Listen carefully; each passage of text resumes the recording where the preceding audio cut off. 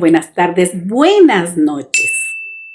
Muchas gracias por estar viendo este video.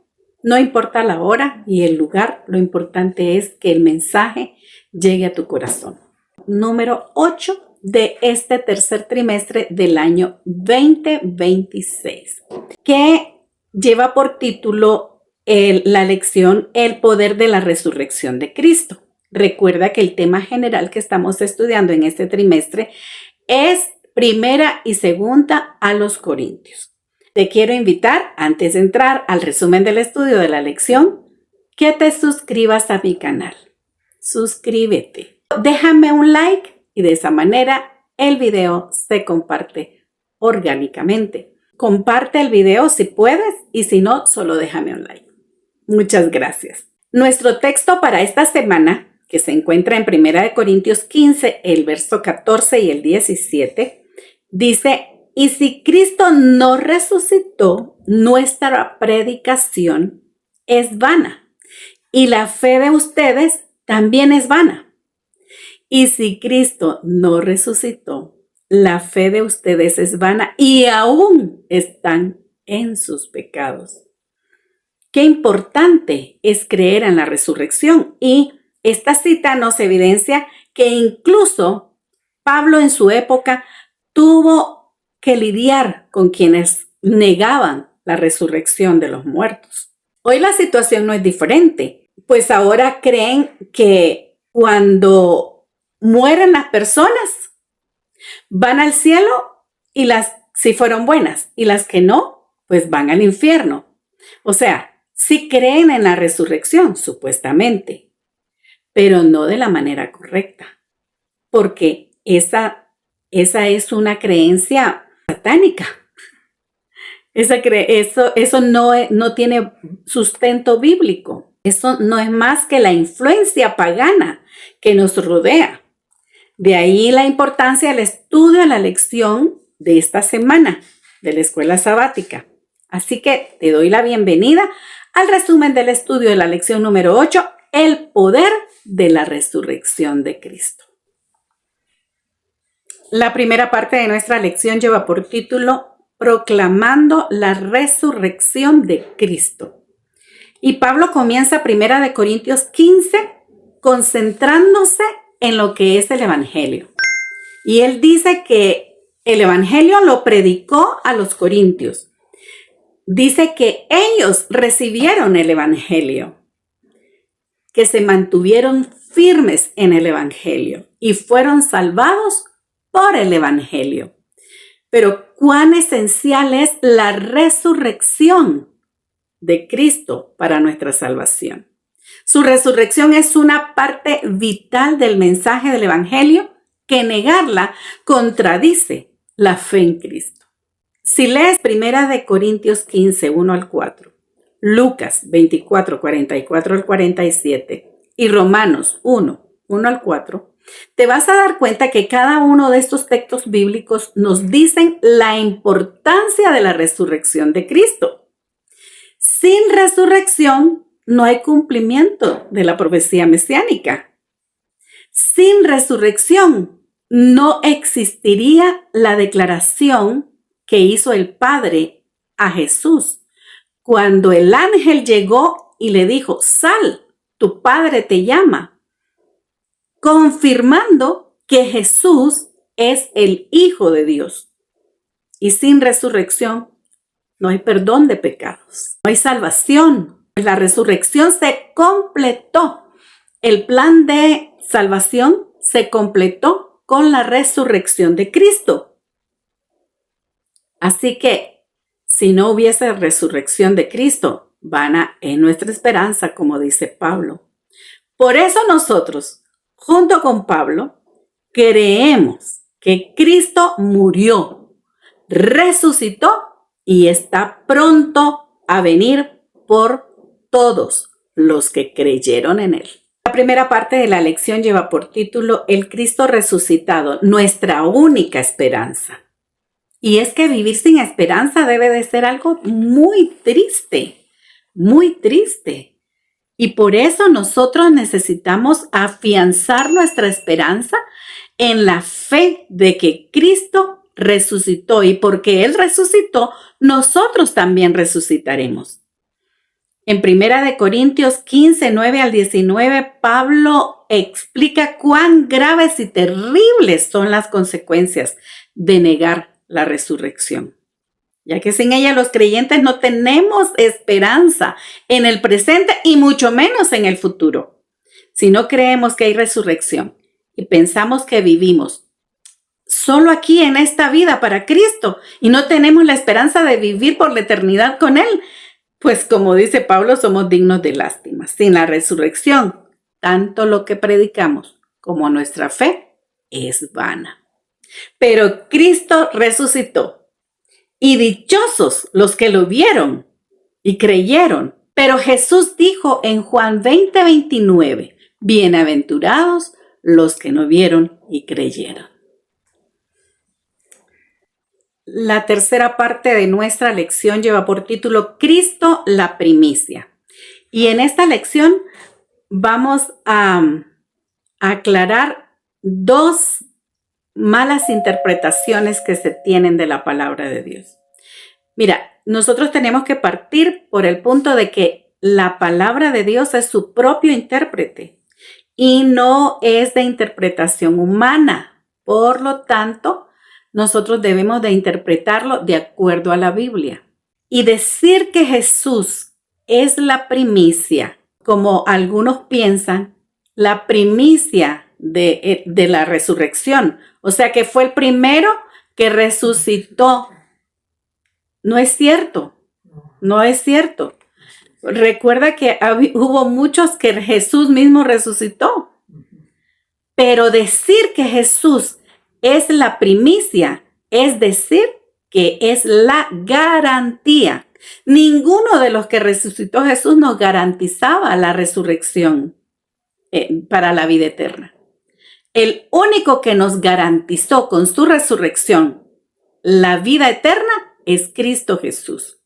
Él es el modelo y la certeza divina de la futura resurrección de los que creemos en su segunda venida. El fin de la presente era malvada estará marcado por la resurrección corporal de quienes murieron en Cristo. Hay una diferencia entre el primer Adán, el que creó Dios, y el segundo Adán, el que vino a cumplir con el plan de salvación, a recuperar el reino que fue entregado en las manos de Satanás. Jesús se somete por completo a la voluntad del Padre, algo que el primer Adán no hizo. Y en 1 Corintios 15, 29, Pablo dice que algunos se bautizan por los muertos. Y ahí hay una mala interpretación de una organización religiosa, porque creen que hay personas que se bautizan porque ya se murió mi papá y como él no se bautizó, yo me voy a bautizar en lugar de él para que él se dé como bautizado. Y eso no existe en la Biblia. La salvación, de acuerdo a la Biblia, es individual. Así que nadie puede hacer nada por mi salvación. Yo soy la única que puedo aceptar o rechazar el plan de salvación que Cristo vino a completar con su resurrección. ¿Qué significa entonces cuando Pablo dice que algunos se bautizan por los muertos? Bueno, esto es bien sencillo y te lo voy a explicar de la siguiente manera. Por ejemplo, mi hermana acaba de fallecer. Yo tengo una hermana que murió hace menos de 2 meses y ella murió en la bendita esperanza de la resurrección cuando Cristo vuelva por segunda vez. Si su hija quiere volver a ver a mi hermana y estar con ella por la eternidad, así que si mi sobrina quiere ver a su mamá por la eternidad, vivir con ella por la eternidad, salva con mi hermana por la eternidad, sencillamente lo que tiene que hacer es bautizarse. Porque Marcos 16, 16 dice que solo los que creyeren y fueren bautizados entrarán en el reino de los cielos. Serán salvos. Así dice Marcos 16, 16. Eso yo no me lo estoy inventando. Así que ese eso que Pablo dijo de que se bautizan por los muertos es por causa de los que murieron. Hay hijos que se han bautizado, que han aceptado la fe de sus padres después de que ellos murieron, porque sus padres lucharon por su salvación, pero no la aceptaron en vida de sus padres. Pero al morir, pues fueron tocados por el Espíritu Santo, reconocieron su pecaminosidad, vinieron arrepentidos a Jesús, se bautizaron y están ahí listos para ir con Jesús cuando venga. Entonces es por causa de los muertos, no por los muertos como lo quieren hacer creer algunos otros. Espero que esto haya quedado bien claro y ahora tú tengas toda la confianza en la palabra de Dios. De como dice la palabra de Dios no se contradice. La cuarta parte de nuestra lección lleva por título El cuerpo resucitado. Y hay muchas expectativas con eso, ¿verdad? ¿Cómo resucitarán los muertos? ¿Con qué cuerpo? Y estas preguntas son respondidas por Pablo en 1 Corintios 15, 36 al 49. Léelo para que veas cómo Pablo dice que vamos a resucitar, cómo serán nuestros cuerpos. Y Pablo aplica 3 analogías para ayudarnos a comprender lo que sucede en la resurrección. La primera analogía es comparar al cuerpo con una semilla. Cuando tú entierras una semilla, ¿qué es lo que sale? Un árbol, ¿verdad? La resurrección es un milagro de Dios. ¿Cómo de esa semilla puede salir un gran árbol? De una semilla chiquita, un gran árbol. Eso es un milagro. La resurrección es un milagro de Dios. La segunda analogía es la de los cuerpos, el cuerpo terrenal y el cuerpo celestial. Nuestros cuerpos serán adecuados para las circunstancias del mundo celestial. La gloria del cuerpo resucitado superará enormemente a la del cuerpo terrenal que ahora tenemos en condición de pecado, porque la verdad es que nuestros cuerpos están en condición de pecado, por eso se enferman, por eso tenemos defectos físicos, porque son cuerpos terrenales en pecado, son de naturaleza caída. La tercera analogía está ilustrada mediante contrastes entre nuestros cuerpos terrenales actuales y el cuerpo resucitado. El primero es terrenal, es perecedero, es débil y es natural.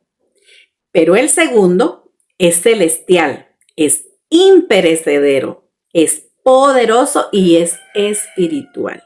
Esto no significa que no haya continuidad entre los dos. El uso que Pablo hace del término griego soma, que es cuerpo, tanto para el cuerpo sepultado como para el cuerpo resucitado, muestra continuidad. O sea, va a haber una relación entre nuestro cuerpo ahora y el cuerpo con el que seremos glorificados. La verdad es que tendremos cuerpos reales, pero no se desgastarán ni se descompondrán, puesto que todo lo que conocemos ahora es la descomposición, la enfermedad y la muerte. Es difícil para nosotros poder imaginar la vida sin cada una de estas cosas. Es muy difícil que a nuestra imaginación venga cómo seremos cuando seamos glorificados. Pero Jesús nos ha prometido ser glorificados. No nos preocupemos. ¿Cómo vamos a resucitar? Lo importante es que nos preparemos para participar de la primera resurrección. La quinta parte de nuestra lección lleva por título La victoria final sobre la muerte.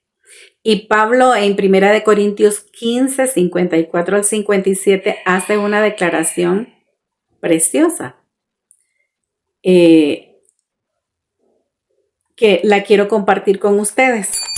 Dice, y cuando esto corruptible se haya vestido de incorrupción y esto mortal se haya vestido de inmortalidad, entonces se cumplirá la palabra que está escrita en Isaías 25:8, por si acaso lo quieren buscar. Sorbida es la muerte en victoria. ¿Dónde está, oh muerte, tu aguijón? ¿Dónde, oh sepulcro, tu victoria? Y esto último se encuentra en Oseas 13:14. Ya que el aguijón de la muerte es el pecado y el poder del pecado, la ley, mas gracias sean dadas a Dios, que nos da la victoria por medio de nuestro Señor Jesucristo. Aunque la muerte será el último enemigo en ser destruido, al final de todo, la muerte se acabará. Nuestros cuerpos deben sufrir una transformación radical para poder heredar el cielo. Por eso Pablo dice en 1 Corintios 15:50 que la carne y la sangre no heredarán el reino de Dios. Solo cuando nuestra naturaleza pecaminosa haya sido eliminada y pasemos por la experiencia de la glorificación, se cumplirá esa proclamación maravillosa que se hiciera tanto en el Antiguo como en el Nuevo Testamento. La muerte ha sido devorada por la victoria. Entonces se cantará este himno audaz y desafiante. Muerte, ¿dónde está tu aguijón? Sepulcro, ¿dónde está tu victoria? Todo esto tendrá lugar cuando Cristo regrese por segunda vez. Por eso, con todo mi corazón, anhelo que Cristo venga pronto. La divinidad de Cristo es la garantía que el creyente tiene de la vida eterna. Jesús dijo, el que cree en mí, aunque esté muerto, vivirá. Y todo aquel que vive y cree en mí, no morirá eternamente. ¿Crees eso? Y muchos dicen, sí, yo creo en Jesús, pero no creo que es el Hijo de Dios. O sea, no creo que Él sea Dios. Y yo siempre lo he ligado con el apellido, ¿sí? Cuando uno tiene un apellido de familia, uno pertenece a esa familia. No solo por la sangre, por el ADN, sino también por el apellido. Bueno, Cristo es igual. No solo pertenece por su ADN de Dios, de divino, sino pertenece por su nombre, Hijo de Dios. Si tú crees en Jesús, pero no crees en su divinidad, no crees realmente en Jesús. Cristo miraba hacia adelante, hacia su segunda venida, cuando miraría a los justos salir de las tumbas al pronunciar sus nombres. El milagro que Cristo estaba por realizar cuando expresó estas palabras era la resurrección de Lázaro de entre los muertos. Y esa resurrección representaría la resurrección de todos los justos. Representaría, no garantizaría. La única resurrección que garantiza nuestra resurrección para vida eterna es la resurrección de Cristo Jesús. La tierra se estremeció violentamente cuando la voz del Hijo de Dios llamó a los santos que dormían. Respondieron a esa invitación y resurgieron revestidos de gloriosa inmortalidad, exclamando: ¡Victoria! ¡Victoria sobre la muerte y el sepulcro! ¿Dónde está, oh muerte, tu aguijón? ¿Dónde, oh sepulcro, tu victoria? Entonces los santos vivos y los resucitados elevaron sus voces en un prolongado y arrobador grito de triunfo. Los cuerpos que habían descendido a la tumba con las marcas de la enfermedad y de la muerte resucitaron dotados de luz y vigor inmortales. Los santos vivos fueron transformados en un momento, en un abrir y cerrar de ojos, y junto con los resucitados ascendieron juntos para recibir al Señor en el aire. ¡Qué glorioso encuentro! Los amigos desunidos por la muerte volvieron a reunirse para no separarse nunca más.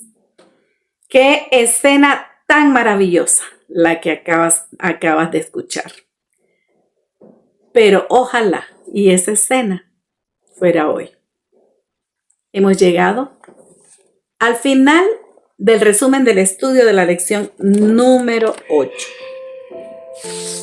Una lección que llena nuestra vida de esperanza. El poder de la resurrección. Te espero la próxima semana para el estudio de la siguiente lección, que como estas que has escuchado, que han estado súper interesantes, la de la próxima semana va a estar mucho más interesante. No te la puedes perder. Recuerda, Jesús dijo: vengo en breve. Y nosotros decimos: ven, Señor Jesús.